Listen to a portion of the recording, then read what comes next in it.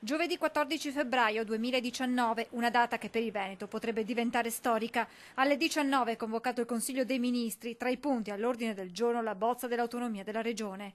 La conferma è arrivata direttamente dal Ministro Erika Stefani. Domani sera il Consiglio dei Ministri sarà un Consiglio dei Ministri molto importante, è la chiusura sicuramente della fase tecnica di questa lunghissima trattativa. Dunque con 24 ore d'anticipo il dossier arriva sul tavolo del governo, un documento che, stando ad alcune indiscrezioni, presenterebbe ancora dei nodi sui capitoli relativi a sanità, cultura, infrastrutture, ambiente. È già stato fatto presente da parte sia del Presidente Zaia che del Presidente Fontana, nonché di Bonaccini, che vi sono dei punti che se risolti porteranno alla firma. Occorre sciogliere questo nodo, sicuramente un nodo politico. Il passaggio in Consiglio dei Ministri di domani è fondamentale, siamo di fronte ad una riforma storica e come tutte le riforme storiche ha il suo giusto travaglio, ma noi siamo veneti, non ci fermiamo davanti a nulla, ha dichiarato il governatore Zaia, aggiungendo poi: Lega e 5 Stelle hanno sostenuto il referendum, sottoscritto l'autonomia nel contratto di governo e ribadito più volte che si farà. Sul piano tecnico c'è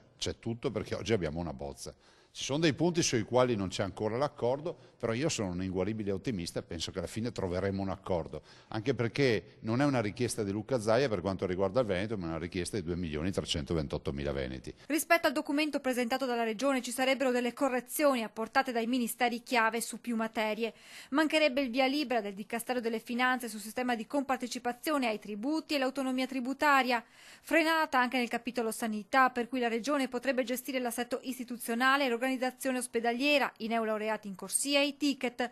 Per quanto riguarda invece le infrastrutture, il no dell'esecutivo potrebbe arrivare per la regionalizzazione di linee ferroviarie locali e per il finanziamento del TPL. Correzioni che potrebbero mettere in discussione la stessa intesa. È scritto in Costituzione che una regione può chiedere le 23 materie. Ricordiamo ai cittadini che in Costituzione c'è addirittura l'elenco delle 23 materie. Quindi noi abbiamo fatto un referendum per le 23 materie, continuiamo a chiedere le 23 materie, siamo a disposizione, però è un'intesa. Roma non deve prevaricare il Veneto non deve prevaricare Roma. Soluzioni anacquate ovviamente non ne sottoscrivo.